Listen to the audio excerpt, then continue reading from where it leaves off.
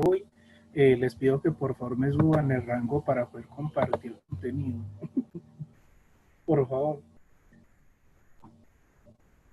Listo, Giovanni. David, Listo. utiliza tu poder, por favor. Ya.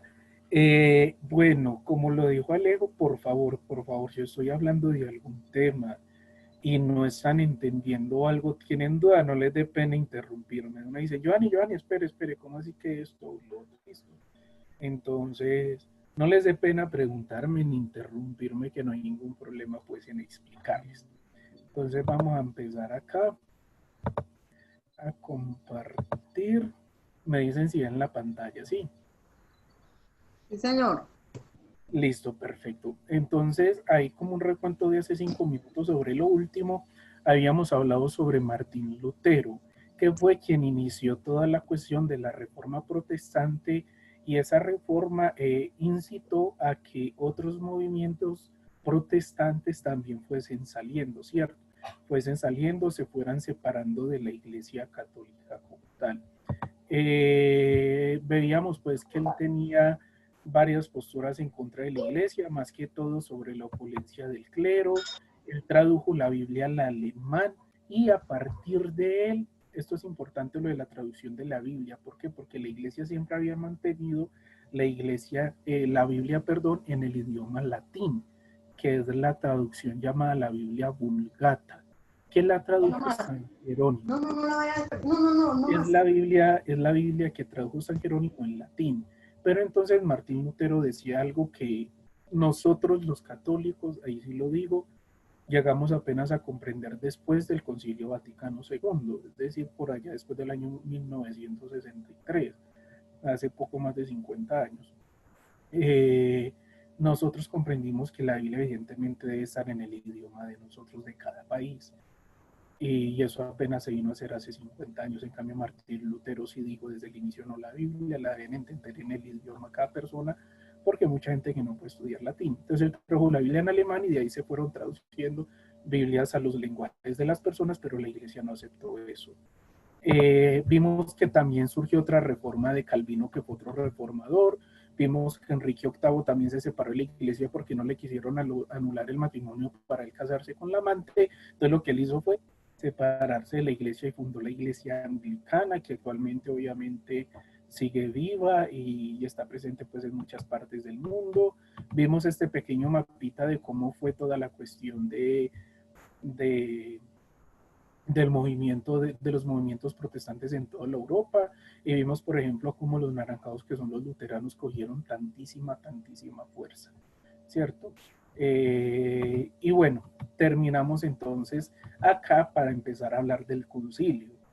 Dijimos entonces que hoy vamos a tocar todo lo que es el contexto histórico que incide directamente en Francia, que es el país donde nace San Juan Eudes.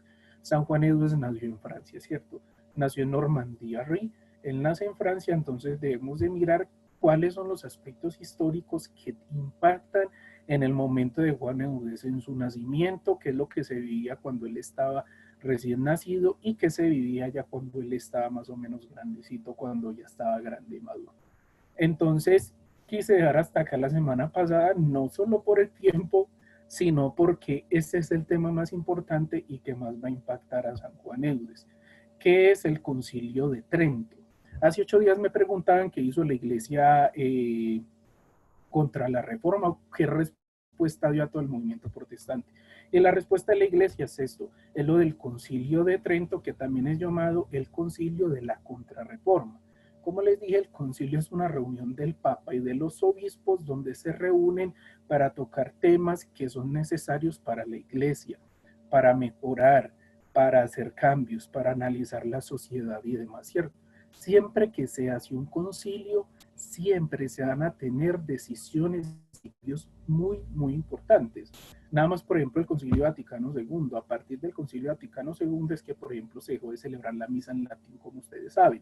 La misa en latín se instituyó en este concilio, como ya vamos a ver, ¿cierto? Entonces, mire, desde el 1563 que termina este concilio, hasta por allá en el 1965-66 que termina el Concilio Vaticano II, se mantuvo la misa en latín y el pueblo no entendía nada. no entendían nada.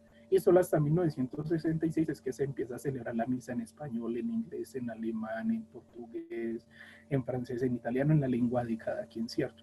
Giovanni, una Entonces, pregunta. sí, Tú acabas de decir que hasta el Concilio de Trento fue que comenzó a celebrarse la misa en latín, ¿cierto? se oficializó en Que latín, oficial, se o sea, ya venía oficializó de siendo. manera universal. Sí, porque ahorita como les voy a mostrar, cada comunidad, cada localidad, cada diócesis tenía, a pesar que seguía la misa en latín, tenían también unos ritos particulares de ellos, Ah, ok. ¿cierto? No había uno, sí había algún universal, pero no lo tomaban todos en unanimidad. Entonces, según la localidad, según la diócesis y demás, ellos hacían unos ritos propios.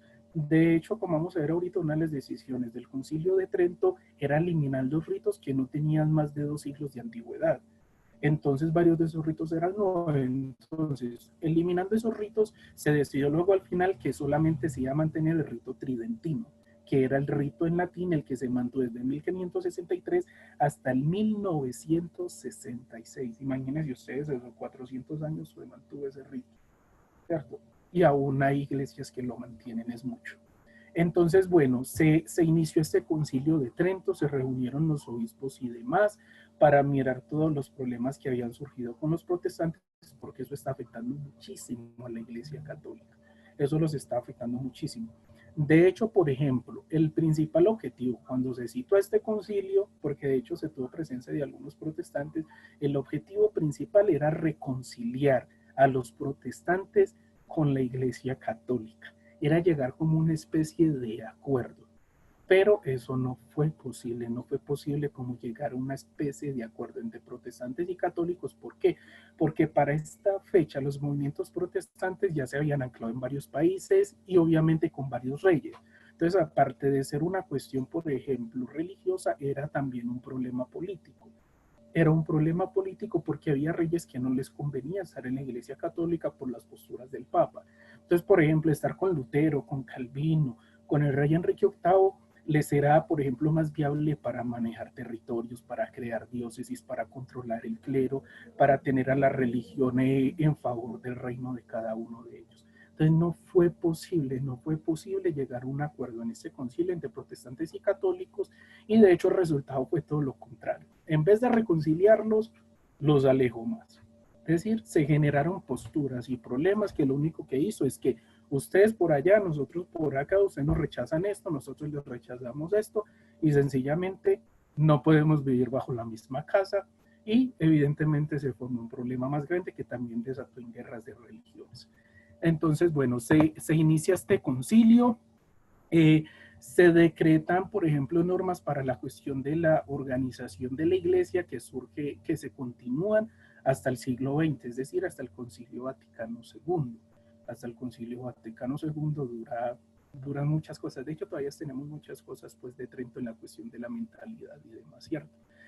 Entonces ya vamos a ver cuáles eran estas cosas que se decretaron, que más o menos giran en 4 puntos que ya vamos a ver uno por uno, que son los que inciden en toda la vida de San Juan Eudes. Es un concilio netamente normativo y de pura doctrina, de pura defensa de fe, de nosotros tenemos la razón, de esto se tiene que ser así, de esto y lo otro. Se reafirman, por ejemplo, dogmas de la iglesia como la virginidad de la Santísima Virgen María, de María, Madre de Dios. Eso obviamente se reafirma en el concilio sí o sí, y eso no se negoció por ningún lado. Los protestantes lo rechazaban a más no poder, pero la iglesia se mantuvo en esos dogmas, por ejemplo, ¿cierto? Entonces se reafirmaron esos dogmas. Se declara algo que esto tiene mucha incidencia, tuvo mucha incidencia hasta el Concilio Vaticano II, y de pronto doña Amparo tiene un poquito de más memoria y conocimiento sobre esto. Se declaró que, por ejemplo, solo el clero era el que podía leer, interpretar y estudiar la Biblia. Se declaró eso, solamente los sacerdotes, los obispos, los diáconos eran quienes podían leer la Biblia, estudiarla, interpretarla y enseñarla. Y eso se mantuvo así hasta 400 años, hasta después del Concilio Vaticano II. Hasta antes de eso no se podía. De hecho, si nosotros hablamos con nuestros abuelos, ellos decían, nosotros no podíamos leer la Biblia, no podían. Y aparte de no poderla, es sencillo. es que la cuestión de la Biblia, ya como vamos a ver en el próximo punto, se oficializó de que la Biblia debía leerse en latín y simple, que era la traducción de San Jerónimo, como les dije. Es decir, no se tenían Biblias en español, en italiano, en francés, en portugués, en alemán, en ninguna otra lengua se tenía.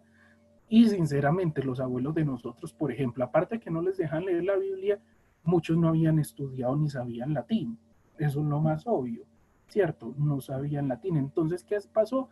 No se podía leer la Biblia. Nuestros abuelos decían que no se podía simplemente. Y esos son testimonios que da la gente. Sí. Cuando se habla de clero no incluye religiosos, vida consagrada, solamente se está hablando de sacerdotes, diáconos, sacerdotes perdón, diáconos, presbíteros y obispos, o también incluye la vida consagrada. Mira, para interpretar y enseñar como tal, eran en primera mano solamente los diáconos, sacerdotes y obispos, que eran quienes hacían la enseñanza. Pero evidentemente con las órdenes misioneras que salen, ellos también obtienen esa potestad de poder interpretarla y leerla. Ellos también tienen esa potestad.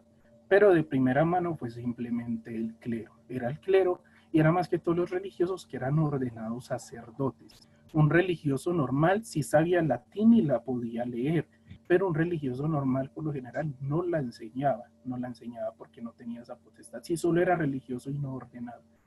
Entonces esto fue un problema que mire que duró 400 años por miedo, pero bueno, ¿por qué es que se prohíbe esto?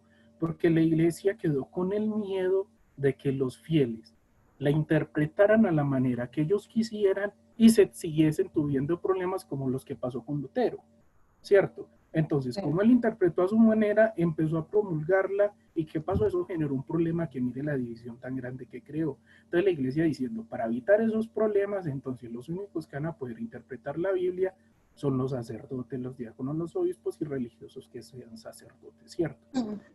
Entonces, eso se determinó también de que no solo la fe es necesaria para la salvación, porque Martín Lutero decía solo gracia, es decir, la gracia y la fe es lo único que basta para uno salvarnos, pero las obras y los esfuerzos que nosotros hagamos no son necesarios para la salvación, es lo que decía Martín Lutero.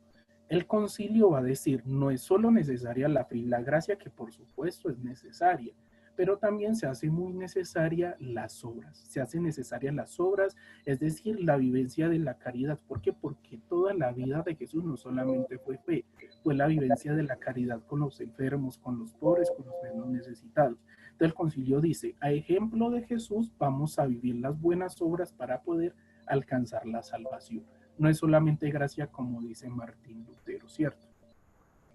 Se estipula el latín en las ceremonias, como les dije ahorita, y se reafirma el poder jerárquico dentro de la iglesia.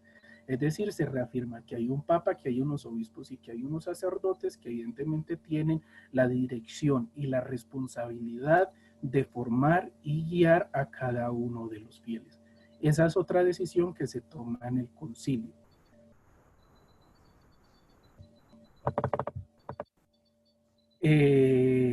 Bueno, el concilio fortaleció también muchas cuestiones de las devociones, ¿cierto? A partir del concilio, antes del concilio no se tenía mucho de eso. Es después del concilio de Trento que se empiezan a tener las cosas de las devociones, que de la pasión, de las llagas, la infancia de Jesús, las fórmulas en oraciones, como por ejemplo esta que tenemos, alma de Cristo santifica, cuerpo de Cristo da, sangre de Cristo embriágame, y todas estas tipos de oraciones tienen mucha fuerza después del concilio de Trento. De ahí salen de las devociones muy fuertes hacia los santos y varias cosas así, ¿cierto? La infancia de la Niña María y cosas así. Surgen es con mucha fuerza a partir del concilio de Trento. Es a partir de allí que yo tomo mucha fuerza. Y aquí está el próximo punto, el que le decía a Alejandro, que creo que fue el que me preguntó que si solo a partir de ahí fue que se puso con unanimidad la misa en latín. Lo de que el concilio abolió los ritos eucarísticos locales. ¿Por qué? Porque cada localidad, aunque seguía unas normas generales, tenían pues un rito según pues también cada quien y según las costumbres.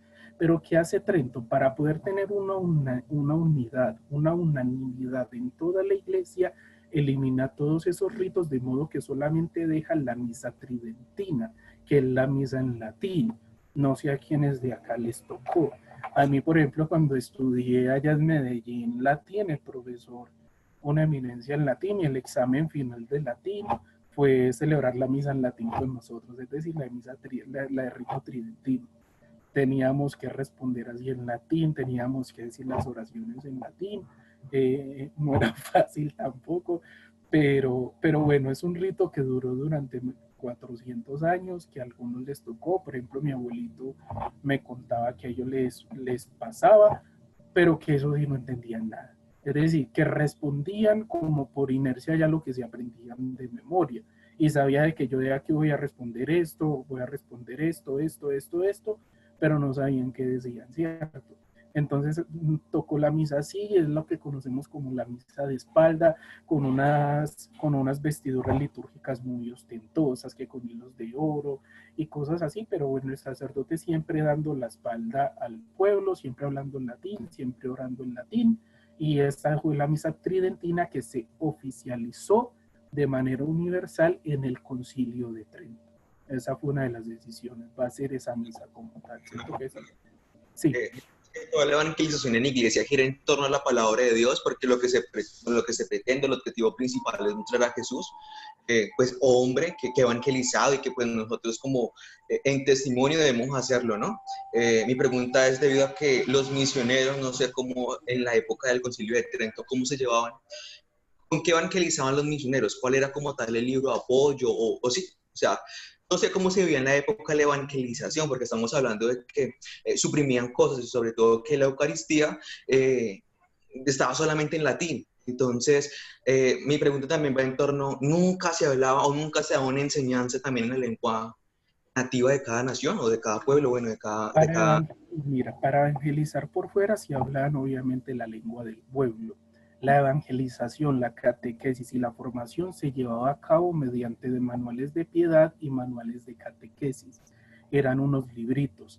De hecho, por ejemplo, Alejo sabe que el libro insignia de Juan Eudes, que es Vida y Reino, nació como un manual de piedad dando normas de comportamiento, de oración y cosas así, ¿cierto? Entonces se hacía mediante manuales de piedad, manuales de moral, manuales de casos, pero eran manualitos, ¿cierto? Eran manuales que eran por sesiones. Así es que, y esos manuales sí estaban evidentemente en la lengua del pueblo. Lo que no podía estar en la lengua del pueblo eran las celebraciones litúrgicas y, bueno, la Eucaristía obviamente entra en la celebración litúrgica y la Biblia. Eso era lo que se manejaba en latín, que ha sido el idioma oficial de la iglesia pues desde los primeros siglos también, y que lo sigue siendo a pesar pues que ya no se hable, pero sigue siendo. Entonces así es que se daba la evangelización, pero cuando se tenía contacto los misioneros con la gente, sí lo hacían obviamente en la lengua del pueblo para poder transmitir su mensaje, para poder transmitir su mensaje. Sí, se hacía así. De hecho, cuando llegaron a América para la cuestión de la colonización, a los indios se les fue inculcando, se les fue evangelizando en latín para enseñarles a hablar latín, pero también pues cada misionero manejaba su lengua propia, que podría ser francesa, podría ser italiano, podría ser castellano, que fueron los primeros pues que llegaron acá a América. Pero la evangelización se da así mediante manuales catequéticos y de piedad, que fue más que todo estipulado y con más fuerza después de Trento, porque antes se hacía viva voz. Pero la cuestión de los manuales era también para tener cierto control con lo que enseñaban los sacerdotes. ¿Por qué? Porque cada manual debía ser revisado. Entonces, si estaba concorde a la doctrina de la iglesia, lo aprobaban. Si no, no lo aprobaban. Entonces, con eso se curaban en salud, por así decirlo, prevenían de que no se enseñaran cosas de acuerdo a la doctrina de la iglesia, tal como hizo Lutero. Es decir, la iglesia quedó con un miedo muy grande después de Lutero, después de todo lo que sucedió con Lutero. Listo, Giovanni, gracias. Listo, con gusto. Bueno, entonces se oficializó el rito tridentino y sus decisiones giraron en 4 puntos, pues, que incluyen lo que les he dicho. Primera decisión fue los protestantes, ¿cierto? Que ellos solamente decían que la única autoridad para ellos era la Sagrada Escritura, no más, nada más la Biblia. Es decir, ellos no emitían autoridad de obispos, de sacerdotes, de papa, ni de los padres de la iglesia con los concilios que se fueron fundando. aunque miento, perdón, las decisiones de los concilios de los dogmas de la divinidad y humanidad de Jesús, eso sí lo toman, pero otros concilios no los toman, y las decisiones de todos los padres de la iglesia y de los obispos durante los años, ellos no toman esas decisiones. Ellos dicen que lo único es la escritura, no más, que ahí no vale la enseñanza de la iglesia, que no vale la enseñanza de los santos, que eso no tiene nada que ver, que eso no se tiene que obedecer. ¿Que sirve para la edificación espiritual? Sí, pero eso no se obedece como se obedece la Sagrada Escritura, era lo que decían ellos, ¿cierto? Pero entonces Trento dice, no señor Lutero, no señor Calvino, no señor Enrique VIII, no es solamente la Sagrada Escritura, también entra toda la tradición de la iglesia con los obispos. ¿Por qué? Porque ellos son los sucesores de los apóstoles. Ellos son los que conocieron a Jesús. Es decir, los sucesores de los apóstoles tienen evidentemente los testimonios de las personas que conocieron a Jesús. Por tanto, ellos tienen la potestad y la sabiduría de poder enseñar y de poder tener autoridad para que eso se considere en obediencia y revelado, y como revelación también. Eso fue lo que dijo la iglesia. No solo en toda la escritura, sino toda la enseñanza de la iglesia, los padres de la iglesia, de los concilios, de los obispos. Eso también se debe de tener como tal, ¿cierto? No solo la escritura. Esa fue en lo que giró la primera decisión. Segunda decisión fue la sucesión petrina ininterrumpida del primado de Roma y los concilios. Es decir, valer la autoridad del Papa. Valer la autoridad del Papa. ¿Por qué? Porque los protestantes la desconocieron. ¿Y por qué la desconocieron? ¿Cuál es lo que es el principal motivo por lo que ellos desconocieron la autoridad del Papa? Era por las enemistades que tenía el Papa con los reinos protestantes, por eso seguir al Papa. Eso era lo que decían los protestantes. Entonces, ¿qué pasó? Se desconoció la sucesión del Papa y decía que no era sucesión de Pedro y que él no se tenía que obedecer absolutamente nada, sino que si obedecían eran los reyes, que el Papa ahí no tenía nada que ver. Obviamente, como pueden ver, era una cuestión muy política. Era una cuestión muy política, ¿cierto? Desconocer la sucesión del Papa para entrar a decir que hay que reconocer en la de los reyes. Pues bueno, allá cada quien con su cuento, ellos pues por beneficio político y demás. Entonces el concilio dice, no señor, hay que obedecer al Papa, y esa es una de las decisiones primordiales. Como les dije, recomendó el estudio bíblico, pero en la Vulgata, que era la traducción hecha por San Jerónimo, que se tradujo pues desde los textos griegos. Entonces eso fue lo que recomendó, como les dije ahorita. ¿Cuál fue la tercera decisión tomada y en torno a qué giró? La confirmación de los dogmas y las prácticas rechazadas por los protestantes. ¿En qué gira eso? Más que todo en las celebraciones litúrgicas y en la concepción de fe. Por ejemplo, los católicos, el Concilio de Trento dijo que la presencia real de Cristo estaba en la Eucaristía. Los protestantes decían que no, que ahí no estaba, que Cristo venía y se metía, pero luego se iba ahí mismito cuando terminaba la celebración, que no se quedaba ahí ni en el sagrario ni nada de eso. Es lo que decían los protestantes, mientras nosotros decimos, y todavía lo decimos y lo creo. En la Sagrada Eucaristía está presente Jesucristo, está en el sagrario o en la comunión que a mí me van a dar, está Jesucristo. En el Santísimo está Jesucristo. En las formas consagradas que guardan en el sagrario está Jesucristo. Yo así lo creo y así lo seguimos creyendo. Y eso nos viene desde Trento, que se reafirma de que Jesucristo está en la Sagrada Eucaristía en todo momento. Los protestantes decían que no. Martín Lutero decía, y Calvino, que él se metía, pero que se iba, que él se metía, pero que se iba. Por eso es que le dicen vulgarmente como la teología de la empanación, como si se metiera la carnita y el guiso dentro de la empanada y se cerrara, que Jesús se metía así dentro de la Eucaristía. No, para nosotros no es que Jesús se mete, es que Él es ese pan, porque ahí está por la gracia del Espíritu Santo y por amor a nosotros. Eso se decidió en Trento y fue una de las decisiones pues también que se tomó. Se dijo, como les dije, que la salvación no es solamente por la fe, sino también por las obras. Se conservaron los sacramentos que se tenían, a pesar que Lutero decía que solamente debían ser dos, que era Eucaristía y bautismo, ¿cierto? Nada más él dice eso. Entonces, que no se necesitaban los otros. Lo de las indulgencias, que fue la pelea tan brava. La veneración de la Virgen María y de los santos se reafirmó en Trento. Por eso es que surgen todo lo que yo les dije ahorita de todas estas no es vocaciones, sino, ay, se me olvidó aquí esta palabra exacta, vamos a ver cómo es que se dice. Ah, sí, lo de las devociones, ¿cierto? Lo de las devociones, aquí, bueno, estamos aquí en la segunda. Lo de las devociones se fortaleció, por lo que Trento afirmó la veneración de la Santísima Virgen María y obviamente de los santos, cosa que obviamente pues ellos estaban rechazando, por lo que decían que era solo escritura, entonces que no. Y bueno, entonces con esas cosas como que se iba reafirmando la diferencia entre la iglesia y los protestantes, como ustedes pueden ver, que no se pudo llegar a acuerdo, sino que mire, todo era contrario, ellos decían esto, nosotros esto, entonces sencillamente no, ¿cierto? La tercera decisión tiene relación con lo que había preguntado David en la clase pasada, es que la clase, oígame a mí pues, lo de la formación pasada, lo de la charla pasada, que era sobre la cuestión del celibato. Mire, con el concilio de Trento, y por eso les digo que estas decisiones evidentemente inciden en San Juan Eudes, porque San Juan Eudes va a trabajar mucho en esto. El concilio de Trento va a asegurar sobre la cuestión de la formación y de la instrucción del clero. ¿Por qué? Porque es que el clero no estaba siendo formado.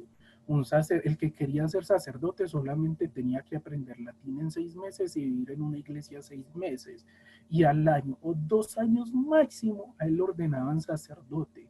Y no era por vocación, sino por beneficios. Bueno, muchos sí eran por vocación, hay que admitirlo, pero la mayoría era por cuestión de beneficios. Y mire, no tenían formación ni siquiera en filosofía o teología muchos. Eran muy poquitos, solamente iban a ir en una parroquia, aprendían latín para leer la misa o decirla de memoria y ya, era lo único que se necesitaba. Y ya ahí recibían algo de las órdenes menores, que era el acolitado, el lector para poder leer, el campanero creo que es que se llamaba, el que ya organizaba a la gente que llegaba a la misa, y cosas, era lo único que tenían que hacer, pero eso demoraba 1 año. Si usted tenía rosca, en 1 año, mijitico, usted lo ordenaron sacerdote. Es decir, Alejo y yo ya fuésemos sacerdotes desde hace tiempo, mejor dicho. Yo creo que ya estuviéramos optando por ser obispos y cardenales, si tuviésemos todavía la misma mentalidad. Pero entonces el concilio dice, no, hay que instruir al clero de una manera más moral para que no se corrompa. Hay que instruirlos en teología, hay que instruirlos en una formación más sana para todo el pueblo. Y eso fue lo que optó el concilio de Trento, y eso es lo que opta el cardenal de Bedil, que fue el maestro de San Juan Eudes, y eso es lo que opta San Juan Eudes, la formación de los sacerdotes para la santificación del pueblo. Y eso es de Trento. Un sacerdote formado puede formar a su pueblo y lo puede llevar por un camino de santidad.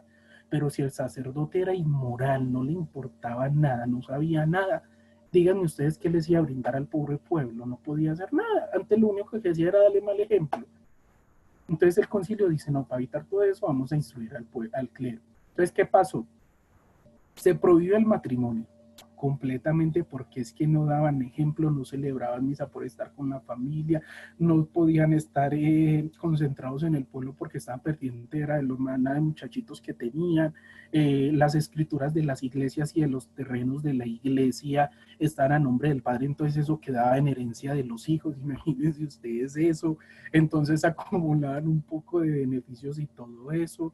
Fuera de eso no vivían allá en la parroquia, sino que iban allá a celebrar misa cuando querían o podían, y ellos vivían aparte en su casa con su esposa y sus hijos, lo mismo que los obispos, y eso no permitía una cercanía al pueblo. Entonces, ¿qué pasó? El concilio pidió que los obispos y los curas pudiesen vivir ahí en lo que ahora nosotros llamamos las curias y las casas curales, ¿cierto? Antes no se hacía así. Entonces, esa cuestión de las casas curales y de la curia, ¿qué hizo y qué hace? Que uno tenga, por así decirlo, el sacerdote ahí cerquita y demás. ¿Para qué? Para que el pueblo pueda estar más cercano al sacerdote y al obispo y pueda aprender más, y no que ellos estén por allá viviendo con su familia y siendo pues tan lejanos al pueblo. Esto fue otra de las medidas que tomó Trento, y de lo importante la cuestión de la creación de los seminarios para la formación de sacerdotes, que es uno de los, por ejemplo, el cardenal de Beril con el oratorio, como ahorita lo vamos a hacer. San Juan Eudes crea la Congregación de Jesús y María, que es la congregación de la que Alejo y yo somos candidatos, ¿Y en qué consistió en un primer momento y todavía continúa la Congregación de Jesús y María en la formación de los sacerdotes? ¿Y eso de dónde viene que toma Juan? De aquí el Concilio de Trento. Por eso les hablo de que esto es muy importante, este concilio, pues para San Juan Eudes y obviamente para nosotros, que mire que eso viene hasta la actualidad. El cuarto tema es que se fortificó, la cuarta decisión, se fortificó la jerarquía, la unidad católica, bueno, la supremacía del Papa Universal. Él es el Papa, él es el sucesor de Pedro, él tiene obviamente poder sobre las iglesias. En ese momento los reyes y los príncipes le debían obediencia también al Papa, y es una supremacía pues completamente cierto, que a él se le debe obediencia para poder mantener la unidad en la iglesia católica. Como les dije, los protestantes pues no reconocieron ninguna de estas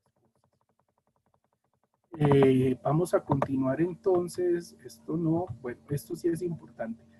Miren, con el concilio de Trento nacen lo de las nuevas órdenes e instituciones a granel. Empiezan a surgir muchísimo. Empieza a surgir órdenes, empiezan a surgir instituciones religiosas, pues obviamente con mucha fuerza. ¿Y para qué?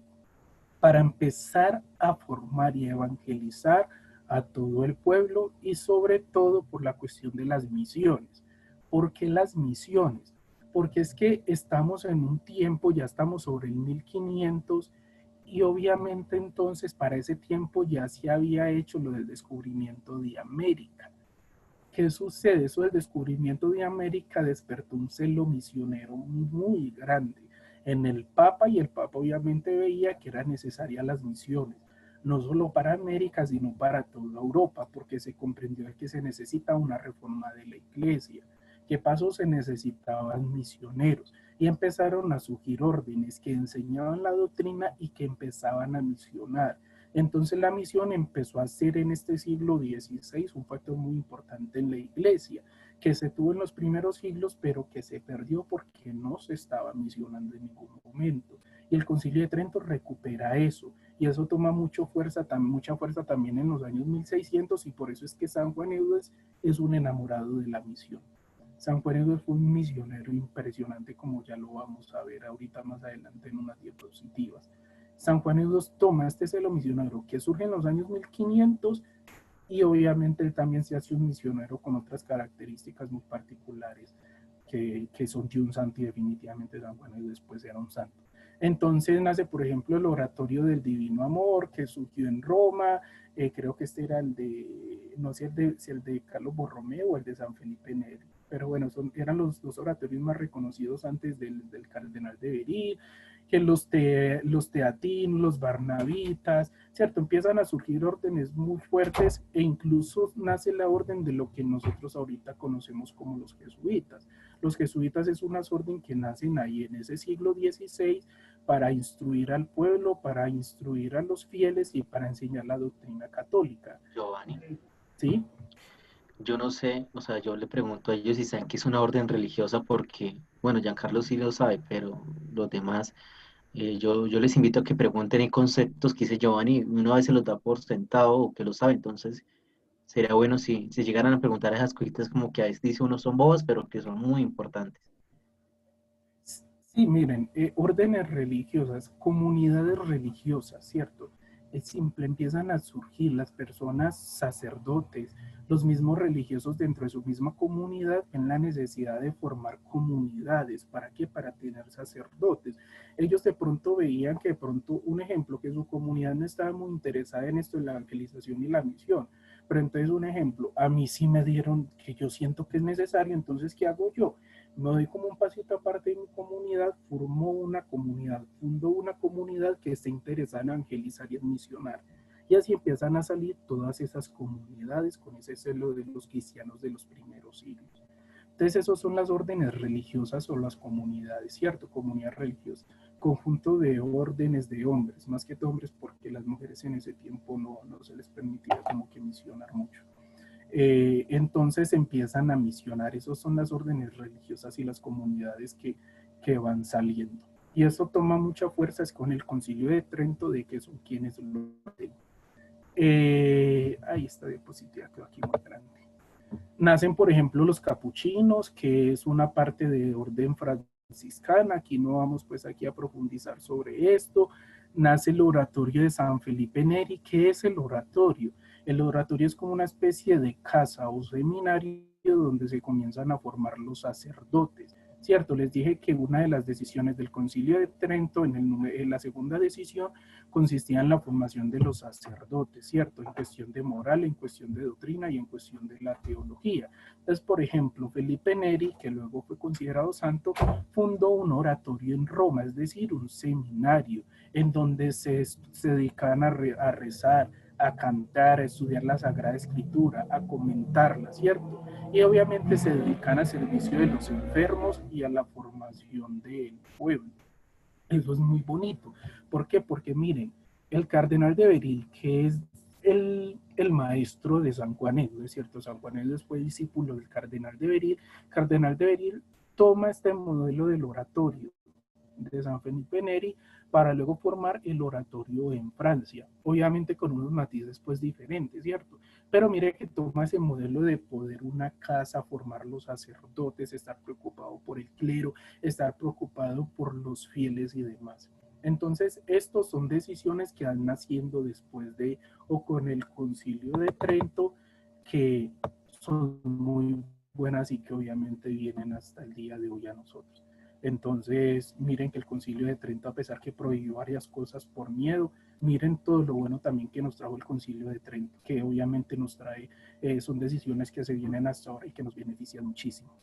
Y aparte de eso, les quise poner esto, que nace con fuerza la Compañía de Jesús, que son los llamados sacerdotes jesuitas. Eran clérigos regulares, es decir, hacían parte de una diócesis, ¿cierto? Fue fundada por San Ignacio de Loyola, que era un militar, y la aprobó el Papa Paulo III en el 1540. A ellos se les confió en primer medida, la decisión de formar en la fe y de defender toda la fe católica ante los protestantes. ¿Y cómo la defendían? No es que se pusieran a pelear por allá con los luteranos, calvinistas y todo esto y lo otro, para nada. Ellos simplemente lo que hacían era formar al pueblo, y con eso es que defendían la fe, porque ellos decían, si el pueblo es instruido, no se van a ir con las cosas que le metan los otros en la cabeza, ¿cierto? Y puse aquí en la diapositiva que pelean contra el virus protestante. No es que yo lo considere un virus, no. Bueno, debía haberlo puesto entre comillas. ¿Por qué? Porque a los protestantes en ese momento se les consideró como un virus. ¿Por qué? Por la propagación tan rápido que tenían. Ellos tenían una propagación y una extensión de territorios muy rápida, entonces se les empezó a considerar dentro de la Iglesia Católica como un virus. Entonces esta gente de los jesuitas, que obviamente en la actualidad es una comunidad fuerte, ¿cierto? Es una comunidad fuerte. De hecho, el Papa Francisco hace parte de los jesuitas de la Compañía de Jesús, él hace parte de esta comunidad. Nosotros, por ejemplo, en la Javeriana, en la universidad, estudiamos también con jesuitas.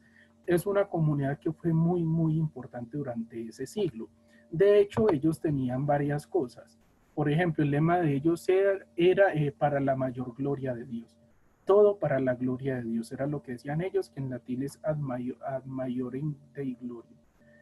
Era lo que ellos decían, pues, todo para la gloria de Dios. Segundo, su fin, bueno, las órdenes al ejército del Papa. Incluso es una comunidad que hizo un cuarto voto. Ustedes saben que las comunidades hacen tres votos principales, que es pobreza, castidad y obediencia. Esos son los tres votos que hacen las comunidades religiosas y las promesas que hacen los sacerdotes el día de su ordenación: la pobreza, la castidad y la obediencia. Y los jesuitas hicieron un cuarto voto en ese momento en el que nacieron. El cuarto voto era la cuestión de la obediencia al pontífice. Es un voto que solamente, no sé, de hecho, les confieso, no sé si todavía lo tienen. Creo que sí, o no sé, pero, o no sé si hasta hace poco lo hicieron, pero es la única comunidad, hasta donde tengo entendido, espero no equivocarme, que ha tenido ese voto de un cuarto voto, que era una obediencia completa y extrema al Papa, ¿cierto? Y los medios para llevar a cabo pues su misión eran los apostolados, los ejercicios espirituales, los retiros espirituales empezaron a tener mucha fuerza con los jesuitas. Ellos imploraban por la conversión de las personas, por la formación en universidades y colegios y las misiones, eran unos misioneros pues pioneros como tal.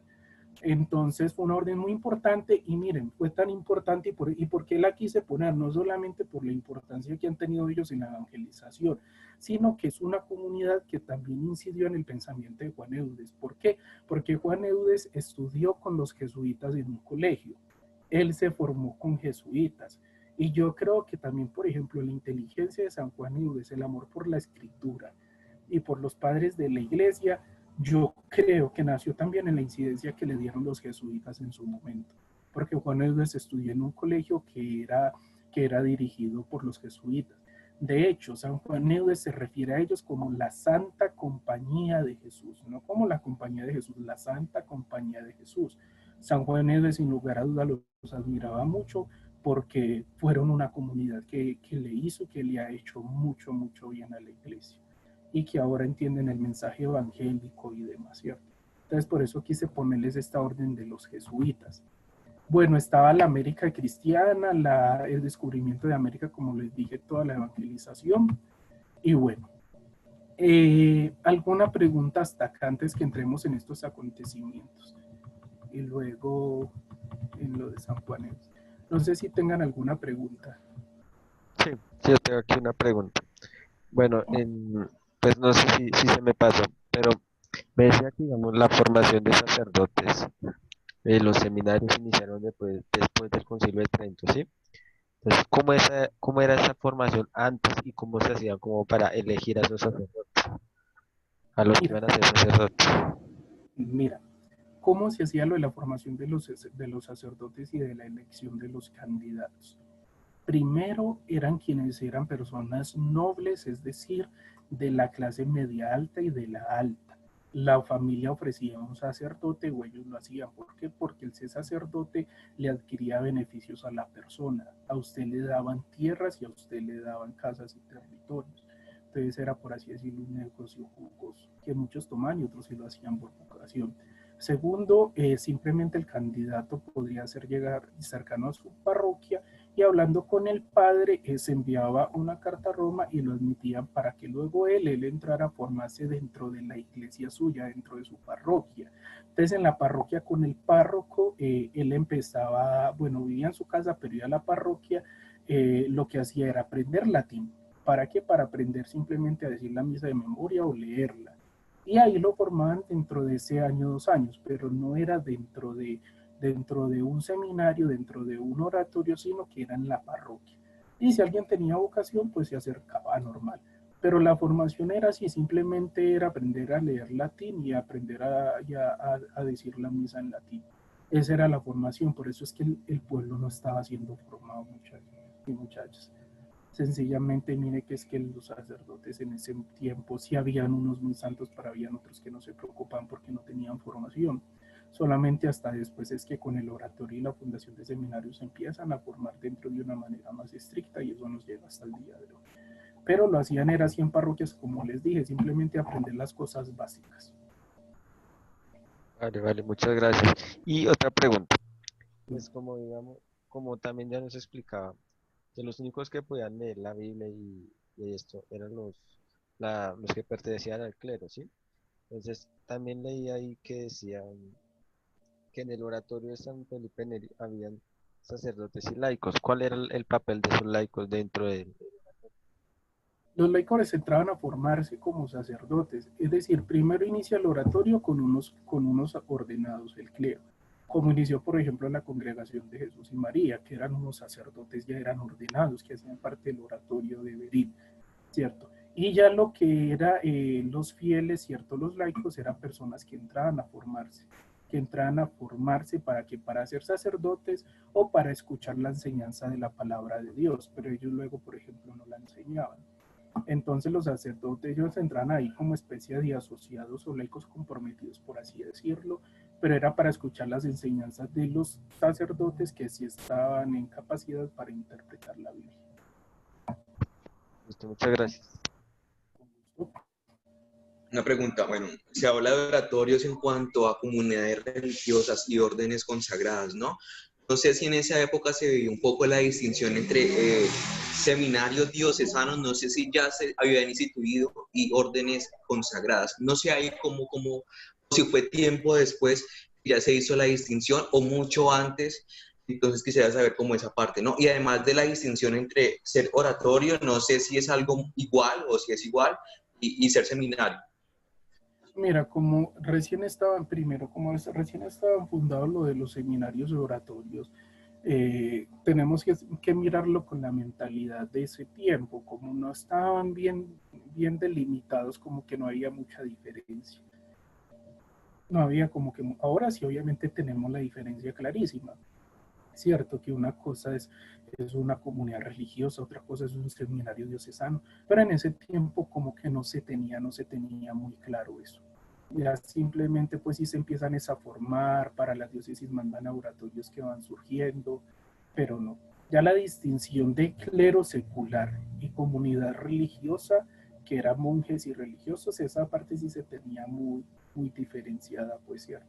Que habían unos que vivían en comunidad en un convento y otros que hacían parte del clero secular, como se decía en ese momento, que eran los diocesanos del momento. Eso sí se tenía. Pero ya la distinción entre la formación o el oratorio de una comunidad religiosa y de un seminario como lo conseguimos ahora, no era como que muy claro en ese tiempo. Porque apenas estaban surgiendo, entonces no tenían sus bases de identidad muy claras. Listo, Giovanni, gracias. Listo, con gusto. Bueno, algunos acontecimientos que surgieron después de Trento. El primero es la publicación de un catecismo romano, con los que los fieles iban aprendiendo la doctrina. Cierto, fue en el 1566, el concilio termina en el 63, en el 66 se lanzó un catecismo oficial, con el cual luego se iban haciendo los manuales de piedad y los catecismos que les dije ahorita, ¿cierto? Que eran libritos para ir enseñando la doctrina e ir instruyendo al pueblo. El 70, a pesar que en el 63 pues ya se dice que la misa tridentina va a ser la oficial, pasan varios años hasta el 1570 en que se publica el misal romano. El misal romano, ustedes saben que es el libro que tiene el padre para ir leyendo las oraciones de la Eucaristía. Es en el 1570 que se publica en latín y es el misal oficial y universal para la celebración de la misa en el idioma latín, el idioma latín, ¿cierto? Bueno, el nacimiento, como les dije, de oratorios como el de Carlos Borromeo y el de San Felipe Neri, de eso ya hablamos pues un poquito. Acontecimientos, las guerras de religión se empiezan a dar muy fuerte después de lo de Trento. Como no se llega a un acuerdo, muchachos y muchachas, empieza a haber una pelea por los poderes impresionante, pero es más que todo por los reyes. Porque es que, ¿qué pasaba? A los reyes católicos les empezaba a dar miedo de que los reyes protestantes comenzaran a tener mucha más fuerza en toda la cuestión del protestantismo en sus reinos, ¿cierto? A ellos les daba miedo. Entonces empezaban a tener unas peleas impresionantes. Y se tienen, aparte de todas las guerras, se tienen dos acontecimientos muy conocidos. El primero es el conocido como la Miguelada. ¿Qué fue la Miguelada? Fue una masacre que se dio en un pueblo que se llama San Miguel, por eso se llama Miguelada, en donde murieron católicos que los mataron los hugonotes. ¿Quiénes eran los hugonotes? Los hugonotes, perdón, los hugonotes eran, se les decía en ese momento a los protestantes de manera despectiva se les decía hugonotes. Más que todo ese término de hugonotes nació para los protestantes que fundó Calvino, que fue uno de los que yo les dije que tuvo separación con la iglesia, es cierto, Calvino. Pero luego ese término se asocia para los protestantes en general. ¿Qué pasó? Los hugonotes en esa noche, por una cuestión de reyes y peleas, llevan a cabo una masacre de católicos en San Miguel y es una matanza. Es una matanza y mueren entre 80 y 90 católicos en esa Miguelada que se dio en San Miguel. Miren esas guerras de religiones tan tremendas. ¿Y qué pasa? Luego en el 1972, es que 1900, díganme a mí, en el 1572 se da también lo que se llama la Noche de Bartolomé, que también fue en un pueblo llamado San Bartolomé. ¿Qué pasó? También por una cuestión de reyes, porque por parte de los ejércitos protestantes matan a un príncipe católico, mire, se arman el zipizape en esa con la muerte de ese príncipe católico que era muy querido, no me pregunten el nombre porque ahora no lo tengo muy en cuenta. ¿Qué pasó? Se da una matanza impresionante. Y ya no es por parte de los protestantes a los católicos, sino de los católicos hacia los protestantes. Una guerra impresionante que dio comienzo en París, y se tuvo la muerte de al menos 3.000 protestantes y católicos en París y en toda Francia entre 10.000 a 20.000 personas en esa guerra. Díganme ustedes eso. Eso debe ser una matanza impresionante, no solo de protestantes, sino también de católicos dentro de la guerra que se iban dando. Ahora bien, el menor número fueron católicos porque eso fue una matanza ejercida por parte de reyes y ejércitos católicos a protestantes. Y mire que puede llegar hasta 20.000 el número de muertos en eso. Entonces, esto fue algo muy fuerte. Eso yo creo pues que gracias a Dios ahora no se vive, al menos dentro de cristianos, pero bueno, entre los del Islam sí siguen persiguiendo al católicos, el comunismo de China también, y bueno, es muy triste pues de que utilicen la religión para esas cosas. Entonces están estas matanzas y bueno, ¿qué sucede entonces en estos tiempos en el siglo XVI? Se tiene la monarquía, que la monarquía es el sistema político de los reyes, es el sistema político de los reyes. Y los reyes eran quienes mandaban todo el gobierno en la cuestión de economía, en la parte social, y todo lo que ellos dijeran se tenía que obedecer. Eso era lo que reinaba en Francia, que es lo que acontece a San Juan Eudes. A San Juan Eudes también le tocó vivir sometido a los reyes. A los reyes le tocó ir sometido a San Juan Eudes de manera especial a dos, que es Luis XIII y Luis XIV, son los reyes que inciden en San Juan Eudes. Y los reyes el rey era considerado como el representante de Dios en la tierra, era considerado como un elegido de Dios. Los reyes decían, es que Dios me eligió a mí. Así yo sea hijo de mi papá que era rey, decir yo soy rey por descendencia, pero Dios me eligió a mí. Eso era lo que se pensaba. Entonces todo el pueblo está obligado obviamente a tener obediencia a los reyes, ¿cierto? Él era el mismo estado y todo esto, ¿cierto? Y todo el poder se concentraba en él. En el 1572, que es cuando sucede lo de la noche de Bartolomé, toda Francia estaba dividida entre católicos y protestantes. Reyes divididos entre católicos y protestantes, por eso es que se dan las guerras. Entonces esos vivían agarrados del pelo, si iban a alguien en la calle le gritaban que protestante hugonote, a otros que católicos, esos se peleaban, se quemaban las casas, era impresionante. Y eso llevó a que el rey Enrique IV, un rey muy querido, en el año 1598 dictara algo que se llama Edicto de Nantes, que era, por así decirlo, que nosotros decimos ahora, una ley. Él lanzó una ley o un decreto, digámoslo en palabras de ahora, un edicto, un decreto. ¿Y qué era esto? La tolerancia a los protestantes. Enrique IV era un rey protestante también, pero era querido por los católicos. Se dicta la tolerancia. ¿Para qué? Para acabar con esas guerras de religión tan absurdas. Entonces la ley se llama tolerancia a los protestantes, pero también era tolerancia a los católicos, que exigía un respeto, exigía que los reyes pudiesen tener dentro de su grupo de servidores a protestantes. De hecho, por ejemplo, el rey Enrique XIV, Luis XIV, perdón, que es llamado el Rey Sol, él tenía dentro de sus servidores en el Castilla servidores protestantes, y este decreto permitía ello, permitía que se tuviesen médicos protestantes, que los protestantes pudiesen comercializar con católicos, que ambos hicieran negocios, que se vendieran cosas entre ellos. Eso se permitió con este edicto y eso fue lo que puso más o menos un fin a esa guerra tan absurda de protestantes. Es en el 1598, solamente 3 años antes del nacimiento de San Juan Eudes, porque San Juan Eudes nace 3 años después, en el 1601.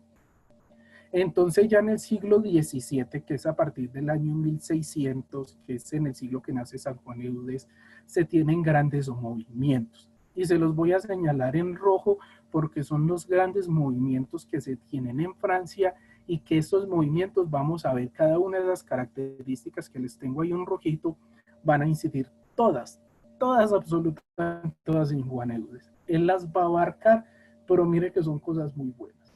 Primero se dice que es un siglo literario. ¿Cómo así que un siglo literario? Es decir, un siglo donde se empezaron a escribir obras muy importantes, tratados de santos, tratados de filosofía, tratados de teología. Se empezaron a escribir cosas muy, muy importantes de todos esos temas, de poesía, de cuentos, de todo. Mejor dicho, miren, en ese siglo escribieron hasta más no cansarse. Yo creo que les dolía la muñeca de tanto escribir a esa gente. Pero fue un siglo literario en el que se escribió muchísimo. Segundo, un siglo político, social. Como les dije, el rey se le consideraba como un representante de Dios en la tierra. Y se tiene reyes importantes como el gran Luis XIV, pues es Dios Sol, ¿cierto? Era algo en lo que la política era lo que mandaba la parada, ¿cierto? Otro movimiento fue un siglo místico y religioso. Yo creo que esto es lo más bonito de ese siglo XVII, que fue un siglo místico y religioso que quiso recuperar la espiritualidad que se estaba perdiendo, ¿cierto? Y eso fue la reacción de hombres y mujeres. Es decir, en este siglo, mire que solamente 2 años después que es que se terminan las guerras de religión y se dejan al lado los miedos, las muertes y los heridos. Y se tienen personas que vivían la mística, es decir, que eran completamente entregados a Dios, que lo buscaban, que se formaban con él y demás. Y se tienen personajes, por ejemplo, como Madame Cari, que era prima del cardenal de Berul, que ella pues en su casa forma un salón donde están leyendo místicos, donde se están formando en teología, donde hablan de espiritualidad. Se tiene a María de Valais, una mujer completamente mística y entregada a Dios, que fue consejera de San Juan Eudes. Ella es quien le recomienda, por ejemplo, la fundación de dos de las congregaciones de San Juan Eudes, bajo inspiración de Dios, a ellas que se escogen, por ejemplo, los fundamentos de nuestra congregación y demás. Entonces es una mujer muy santa. Las religiosas del Carmelo en Francia, las carmelitas, que ellas son las que empiezan a tener la importancia como en la encarnación de Jesús, de que Él se hace humano, de que Él se hace niño. Entonces con ellos es que San Juan de Eudes toma toda esta cuestión de la infancia de Jesús, de santa infancia, de Jesús que fue niño, que fue creciendo, que tuvo acciones y demás. Eso nace también en este siglo místico y religioso, la fundación del oratorio pues del cardenal de Beril y demás, ¿cierto? Pero entonces miren que fue un siglo que también fue llamado el siglo de las almas, el siglo de las almas como nos decía el padre Álvaro Duarte. Y es un siglo completamente místico, religioso, de espiritualidad, de gente entregada a Dios, ¿cierto?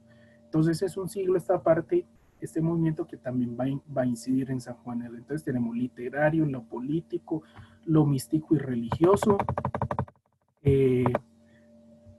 Tenemos, antes de aquí el cardenal de Uru, tenemos que es un siglo misionero, como les decía, todas las misiones empezó a reactivarse, parece la necesidad de ir a los pueblos, de formar a la gente para que ellos se conviertan, para que conozcan de Dios, para que se formen y demás. Es un siglo donde se vive la caridad. Ustedes conocen este santo de San Vicente de Paulo de Paul, que obviamente pues hizo mucho bien, tenía un amor sobre los pobres, sobre los enfermos, ellos los curaban. Empiezan, por ejemplo, la fundación de los hospitales grandes como los empezamos a concebir ahora. Ya no es el cuidado en pequeñas partes y en casas, sino en hospitales que se están fundando. Entonces, como pueden ver, pues es un siglo donde se vivió la caridad completamente. Y también es un siglo pobre, porque había muchas diferencias sociales. Mientras que los reyes, los nobles, los duques tenían muchísimo, muchísimo, el pueblo moría de hambre. Y de hecho San Juan de Dios es una de las cosas que también denuncia. Toda esa cuestión de esa pobreza y toda esa desigualdad social que se vivía allá en Francia. Esa pobreza, por ejemplo, no permite que la gente tenga agua y cuidados de salud, por lo tanto no había una buena higiene y eso hace que la peste negra se propagara tan rápido en Italia y en Francia. Y es una peste que secaba la sangre y ponía a la gente como negra, es decir, como que les estancaba, se la secaba y la gente se empezaba a poner negra. Y esa peste, por ejemplo, la vivió San Juan Eudes. San Juan Eudes vivió dos de esas pestes, una en el 1627 y otra en el 1630. Y San Juan Eudes sale a curar a esos enfermos, a orar por ellos, a ungirlos, a confesarlos. y demás, y ahí es cuando dicen que San Juan Eudes vivía en los túneles, en los barriles, pues que eran así una vaina grande, no como el barricito del Chavo del Ocho. Entonces vivía pues en esos barriles y demás. Entonces se veía mucha pobreza y esa pobreza pues también propició a que esa peste se fuera expandiendo de manera tan grande y tan abrupta en toda Francia, y ese siglo pobre le tocó vivirlo a San Juan Eudes. Antes de pasar de mostrar cómo estas cositas en roja que les mostré inciden en San Juan Eudes, vamos a hablar entonces de la parte mística y religiosa de una persona muy importante en la vida de San Juan Eudes, que es el cardenal de Beril. El cardenal de Beril fue un sacerdote, fue maestro de San Juan Eudes, nació en el año 1575 y lo ordenan en el año 1599 cuando tenía 24 años. Él fundó el Oratorio de Francia en el año 1611. Y San Juan Eudes es importante, ¿por qué? Porque San Juan Eudes ingresó a su oratorio, era muy reconocido ese oratorio, y San Juan Eudes entró allí para formarse, ¿cierto? Y él entra el 19 de marzo de 1623 a ese oratorio. Él entra a ese oratorio y luego se ordena en el 1625, ¿cierto, Alejo? En el 1625, en diciembre del 1625. Sí, señor. En la noche de Navidad, si no estoy mal. Ah, no, en la noche de Navidad En dio la la noche de primera Navidad, misa. la primera misa, exacto. Él se El ordena 20 de diciembre, si el no estoy mal. 20-21 de diciembre, en el 1625, siendo parte del oratorio, ¿cierto? Que fundó el cardenal de Beril, y por eso se los estoy mencionando, porque mire que tiene mucha relación con Juan Eudes. Y el cardenal de Beril muere en el año 1629, muere muy joven, muere muy jovencito, ¿cierto? Eso le debió de dar muy duro a San Juan Eudes porque él era un discípulo muy querido de él, ¿cierto? ¿Qué era el oratorio? Era una sociedad de sacerdotes sin votos, es decir, como si fueran diocesanos, pero no eran diocesanos, ¿cierto? Eh, y tampoco eran religiosos, ¿cierto? Era un clero pues ahí muy particular en su época, que no está muy bien definido eso como ahora. Pero eso sí, ellos vivían toda la cuestión de la vida sacerdotal. ¿Para qué? Para vivir de manera perfecta el estado clerical, es decir, eran formados para ser sacerdotes santos. Ese era el principal objetivo del cardenal de Berul, ¿cierto? Vivir la perfección del estado clerical, ¿cierto? Una vida sacerdotal verdadera y diferente a la que está llevando muchos sacerdotes de ahí. Y tiene una doctrina, ¿cierto? La doctrina del cardenal de Beril es esta: sacerdote como asociado al sacerdote de Jesucristo. Es decir, ver a Jesucristo como un sacerdote y que el sacerdote debe llevar a cabo ese sacerdocio de Jesucristo, ¿cierto?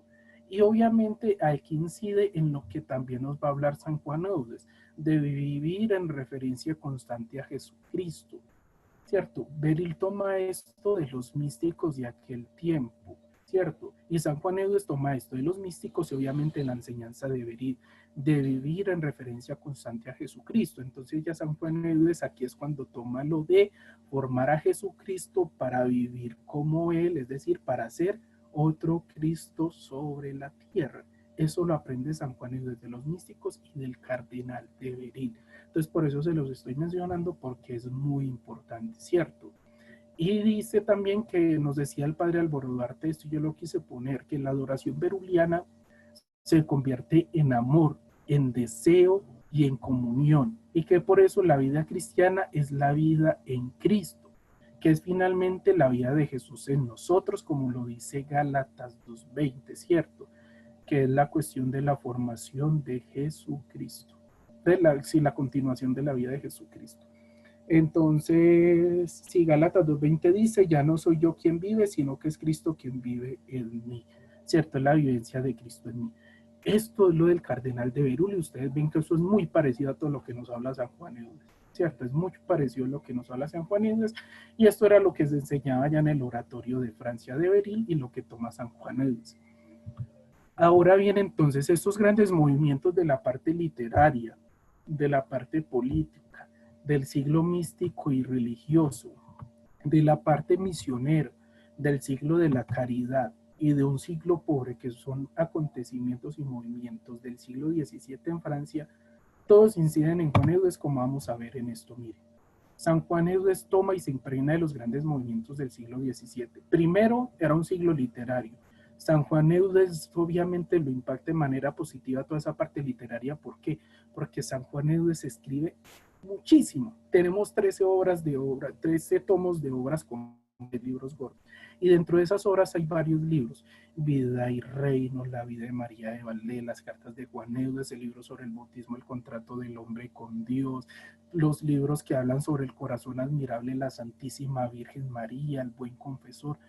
Todo eso. ¿Por qué escribe San Juan Eudes? Claro, es que él nace en un siglo donde se escribía muchísimo, y obviamente eso incidió en él. ¿Para qué? Para que él escribiera tanto. De hecho, tenemos el libro insigne que es Vida y Reino de Jesús en las almas cristianas, del que ustedes van a tener formación también, entonces para que lo aprovechen muchísimo. Era un siglo político y social. Obviamente San Juan Eudes se relaciona con la monarquía y sirvía al rey.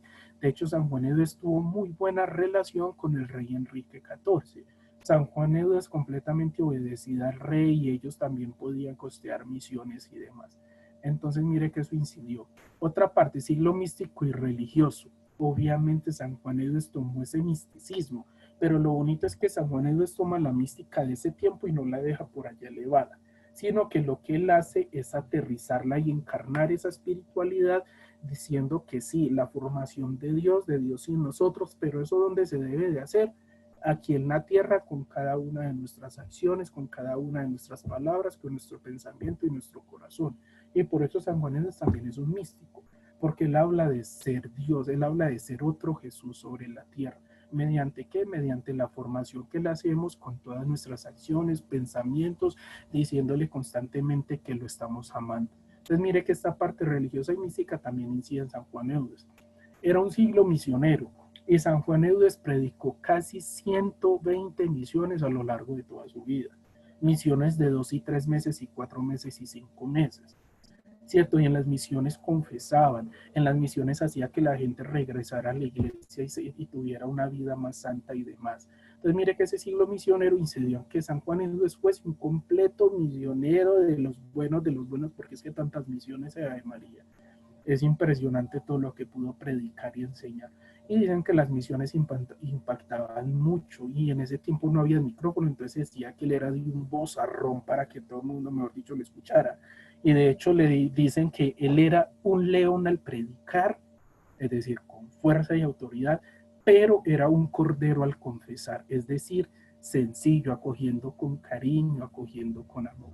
Un león al predicar en las misiones, pero un cordero al confesar, porque él entendía las miserias del otro y vivía toda la cuestión del amor con él. Un siglo de la caridad. Obviamente San Juan Eudes fue caritativo, cuidó enfermos y vivía la misericordia también con los pobres. Y es un siglo de caridad, y de hecho Juan Eudes lo escribe en el libro Vida y Reino. Hay que amar a Dios y hay que amar al prójimo como si se estuviera amando al mismo Dios, y eso es la evidencia de la caridad.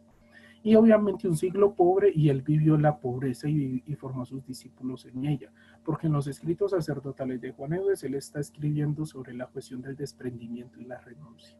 Y esa renuncia, aparte de renunciar al pecado, también implica la renuncia a toda la cuestión de los bienes materiales, a todas esas cosas que no nos dejan a poner a Dios en un primer lugar. Entonces miren que todo esto, lo de cómo se vivió el siglo, fueron maneras también de vivir San Juan Eudes, ¿cierto? Fueron cosas que él tomaba lo bueno, él tomó lo bueno de lo literario, de lo político, de lo místico, de la misión, de la caridad y de la pobreza, para poder él vivirla en su ministerio de una manera plena, para adorar, para agradar a nuestro Señor Jesucristo, a Dios, obviamente a su Santísima Madre, porque San Juan Eudes es de las personas que que he leído, que no digo conozco porque no lo conozco en persona, pero lo que he aprendido de él es que es una persona completamente enamorada de la Santísima Virgen María también. Y eso obviamente entra en la cuestión del de que fue un siglo muy religioso. Y él toma esa parte para él, de poner a María en un papel muy importante, muy bonito, y de una manera como la ponían en aquel tiempo, porque Jesús pone a María como un ejemplo para poder formar y amar a Jesús, y eso es una novedad en él.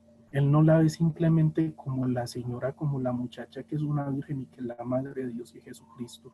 Sí, obviamente lo reconoce, ¿cierto? Y yo no estoy diciendo que eso no es importante, eso es muy importante, pero es que Juan Eudes da un giro en esa concepción de María, porque él dice, ella no vale simplemente porque sea virgen y madre de Dios, sino que ella también tiene un valor muy grande porque ella nos puede enseñar a amar a Jesús como ella lo ama y a formar a Jesús en nuestros corazones.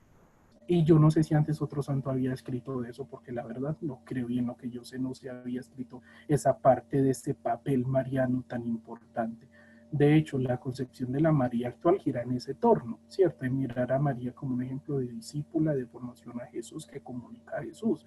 Y mire de que San Juan Eudes 411 años antes ya está hablando de eso. Y eso es algo muy, muy bonito de San Juan Eudes que yo no le conozco a ningún otro santo. Entonces vemos que este siglo influyó muchísimo en toda la vida de San Juan Eudes, en su manera de pensar, de actuar y de enseñarnos a vivir toda la fe con su espiritualidad. Entonces, con esta partecita de estos movimientos y demás, y de lo que les he hablado, terminamos entonces de mostrarles lo que era el contexto, lo que vivía San Juan Eudes. ¿Para qué? Porque ya cuando ustedes van a empezar a estudiar las obras, por ejemplo, Vida y Reino, ¿cierto? Vida y Reino, ustedes van a entender por qué es que San Juan Eudes habla de tantas cosas, de dónde es lo que toma la formación de Jesús, porque era importante para él que el sacerdote estuviera formado.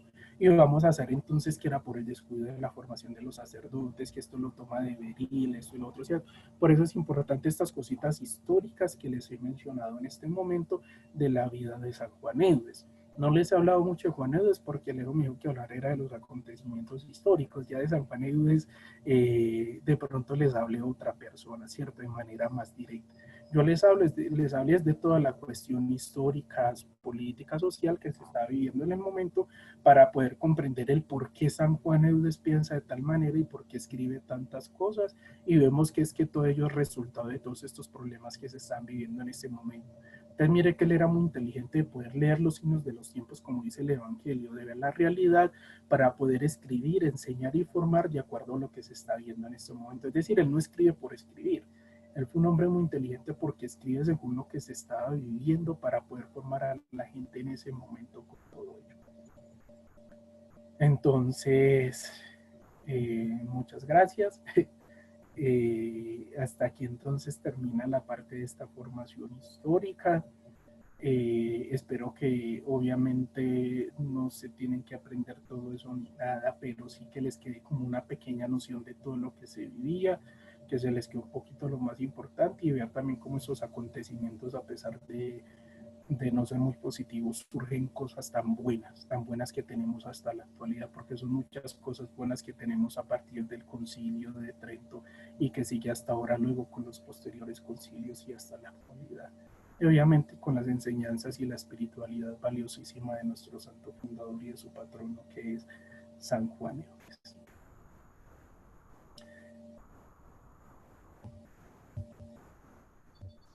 Giovanni, una preguntita.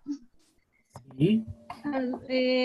Digamos, la mujer cuando entra a ser parte de las comunidades religiosas, ¿en el siglo XVII únicamente?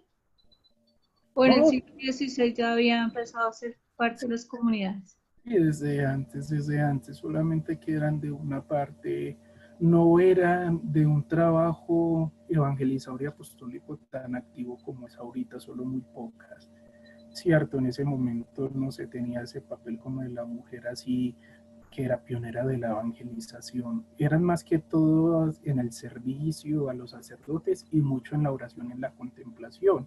Entonces estaban comunidades religiosas, pero eran en la oración, en la contemplación, en la adoración eucarística, pero encerraditas a ellas, ¿cierto? No se veían pues así como a las religiosas, a las monjitas, saliendo como vemos aquí, pues así puerta a puerta, a evangelizar, a trabajar en colegios y cosas así, ¿no?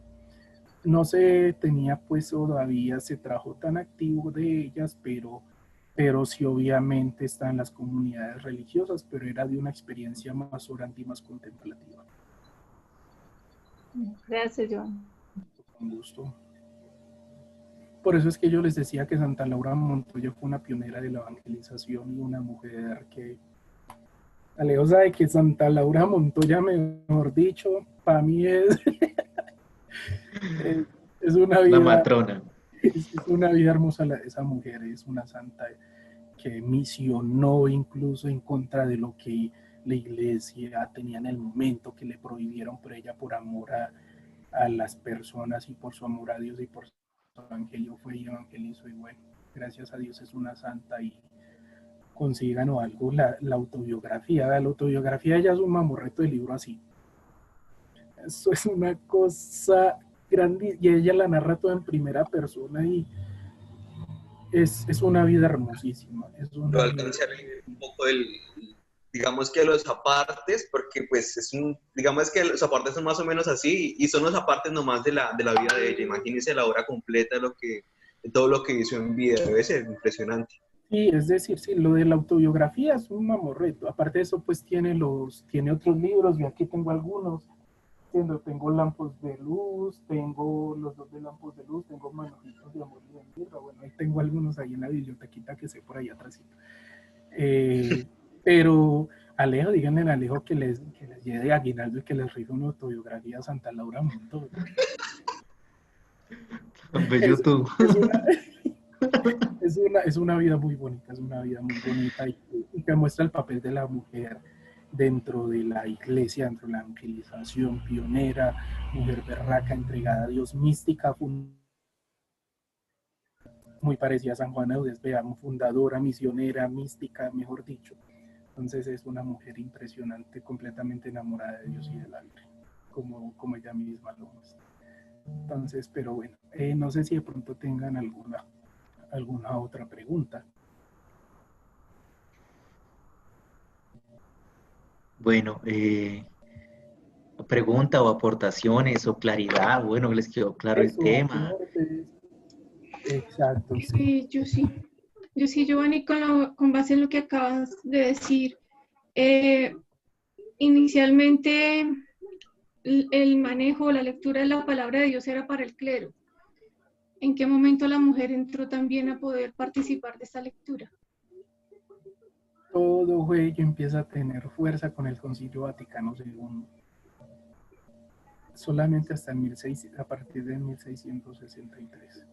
Es decir, si después de eso tuvimos 1900. Sí, 1963.